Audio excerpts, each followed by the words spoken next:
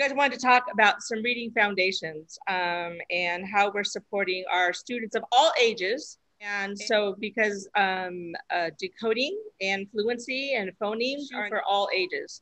Our hope is that it's not an issue with our older students, but it frequently is for our students that struggle with reading. And so we have made a new resource for you and a group of us, and I will introduce that group in a moment.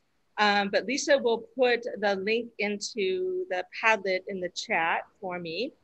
And so we really were thinking about how can we provide support for our districts and all of our teachers and our educators out there. So we wanted to create a resource that would help you address the gaps in reading foundations, but that supplements, because we all have like a ton of stuff in our instructional materials, at least in the primary grades, but our upper grade teachers have less, and certainly our secondary teachers don't have anything usually. So we wanted to create something that could be used by anybody to support and supplement the resources that you already have. So what we have done is we have created a slide deck of resources basically by sound spelling card to clarify this. So by each phoneme and grapheme pattern.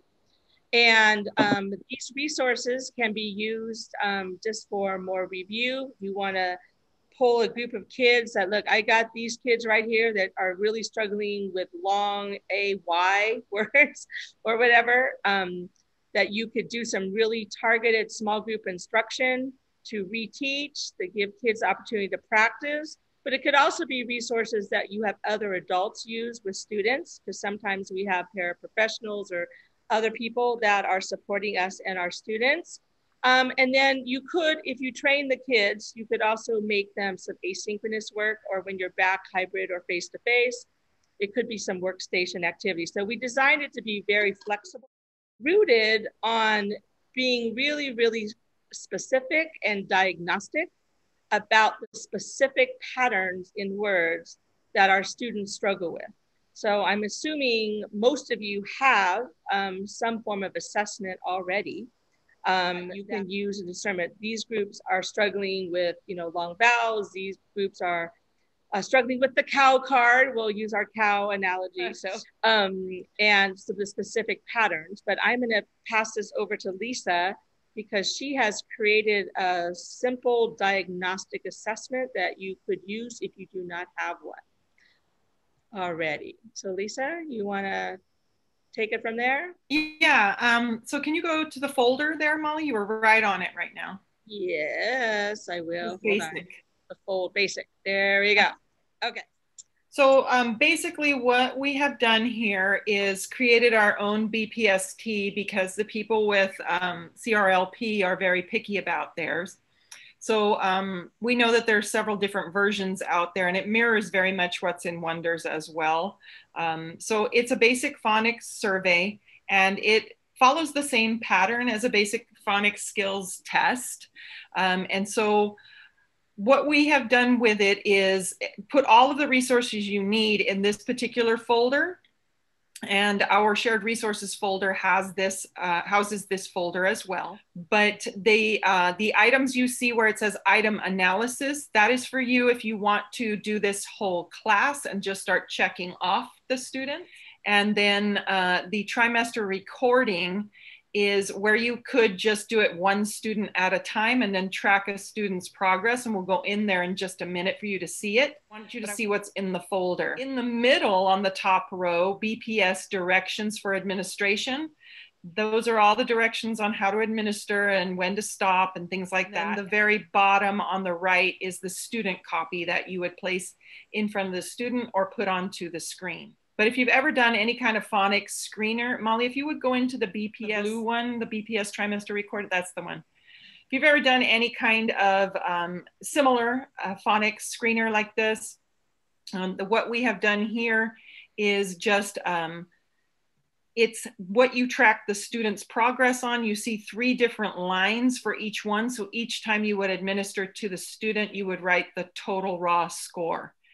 This where it says blending words with CVC, you see those are actually linked because as we're creating the slide decks that go with them, we link it. So let's say I had a student that was missing all sorts of short A words. You could click on the actual short A word SAT and it'll bring you to the slide deck to work more around that sound. So we just wanted to show you that piece of it, because whatever the student is getting wrong, if you click on that particular word, then you would be able to go into a resource that helps you with that particular skill. Okay, so let me show you a sample slide deck. So if you had any students that you, and this could be just with the ones that you're worried about or your whole class, depending on the grade that you teach, and you decide you have a group of students that need support with long A, we have created a slide deck to support you with that. So basically it starts off with some work with the long A as a phoneme. So some phoneme work right here. If you click on this little square, there's actually a video of me doing a long A phoneme lesson. That kids you could use and replicate, or your kids could watch. I would say they were with a paraprofessional, they could watch that. And then we have organized a collection of YouTube videos that you could also use to introduce and let kids interact with long A. And then we have a set of slides for each grapheme on the sound spelling card. So this is A consonant silent E. And what you will see in here is word boards. And let me show you what happens when you click on it. Sorry, it's gonna take me a minute because my tech is never fast enough. But if it goes in present mode, it is automated for sound by sound blending. So you would do a, date, date. What's the word? Date.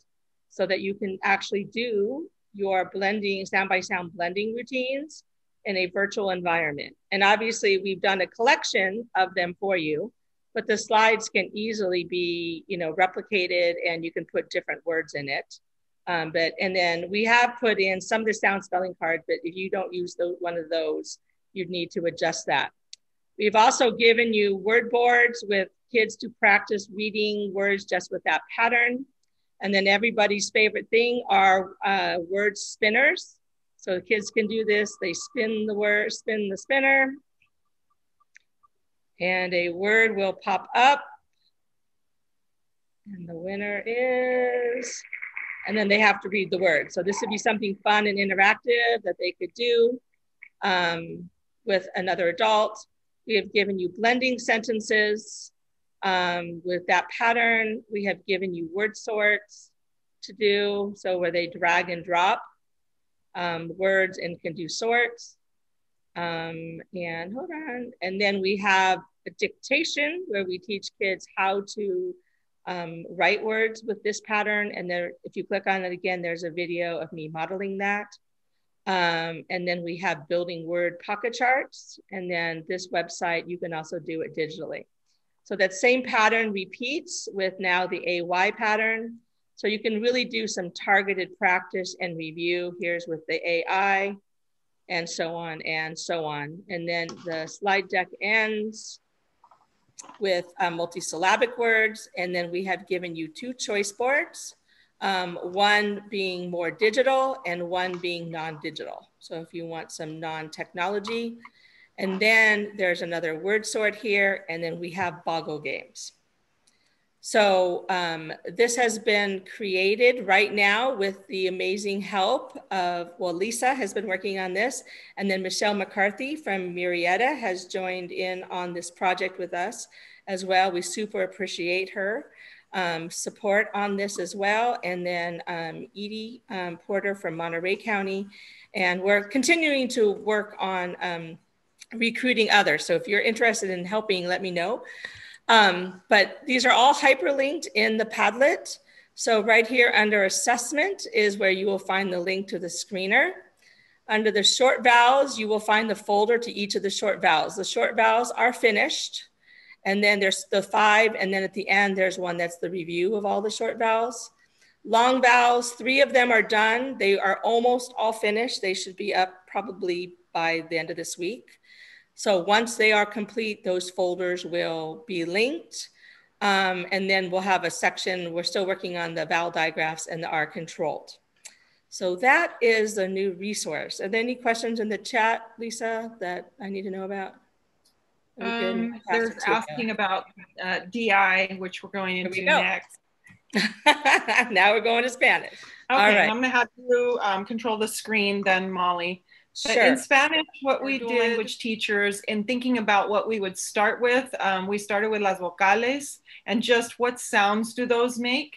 And so this resource is a lot simpler and a lot less slides because Spanish is such a transparent orthography. We know that. It doesn't take as much practice. A, E, I, O, U stays as A, E, I, O, U your whole life. So in the first one on slide 5, if you can go to that, Molly. Got it. What it does with each of the vocales in Spanish is just give some practice of how it is written and then what does it sound like. So that audio button actually has an audio of me saying the sound, ah, ah. And then each one of the words that comes up, the pictures, then it has an audio button that is me saying the word as well. So each one of those is just to get students used to what does this sound like as I'm writing it, and then I'm hearing what sound it makes. Scroll down to the next section, Molly, please. Sure. Right there on 10. So then it has a collection of different videos for you, all on los sonidos de las vocales, different ones with activities, kind of fun there. So that's a few different slides of that. Go to 14, please, Molly. There you are. And then para practicar los sonidos de las vocales, scroll down, Molly, please. This one, these black slides here starts with slide 15. And all it is the letter comes up and the students at this point are supposed to be telling you what sound that is. Each one of the vocales, they're out of order now, not just A, E, I, O, but they're out of order. And it's always followed by a little video just on that particular vowel sound in Spanish. And then if you scroll down, Molly, as we pass through all of those, they're paired up with the video and just the practice, see the vocal and then you say the vocal. There's one at the end where it's all of them and they're practicing on slide 25 with a video. There's some exercises on that one of how to practice it. And then on 26, we have the wheel where they spin it and it lands on one of the letters and then they say the sound of that letter, okay? And the next part is identificamos la vocal. And here they're just different pictures and you would say each word. So if you go to, stay on 1 for a minute, Molly, so I can tell them what it's like. Okay, so on this one, then they would say utensilio, urno, uno, uña. And so they keep hearing u. So then they're supposed to tell you cuál vocal es, which one of the vowels is it, and they can tell you that this slide is U. Okay, scroll down, Molly, please. Okay. This part is the choice boards, and the choice boards just give you the same types of things, but with Spanish practice. And the next section is to categorizar. And this is the pictures. They just drag them over into the pro. Oops, I wasn't trying to do it correctly. For now. And from here, we'll go into, not done yet, but hope your network meeting on October 26th for some of the sílabas. So we'll start with mame, mi, momu, then move on to pape, pipo, pu, tate, tito, tu. Again, less, we don't need to practice as much because it's just such a transparent orthography. So those are in this column right here that says dual language. And so as Lisa said, we're continuing to add, you know, it takes us time to do this, as you all know. And so, but over time we will develop. And again, these are not just for virtual, but they should be able to be used in the classroom, whatever our scenario.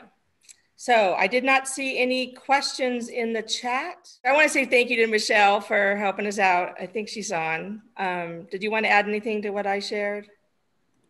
No, I was sharing with my group that that there's just some multiple ways that can be used, uh, and you know, whether it be asynchronous or synchronous, there's just so many ways. I was saying even a speech pathologist, you know, you could, you know, if a student's working on a certain kind of sound, you can. This just thank you, Molly, for that idea. It was a lot of Oh, work, but it was well. Thank you, Molly, Lisa, Michelle, for all your hard work. This is great stuff. If you would like other support in other areas, please contact these experts at RCOE.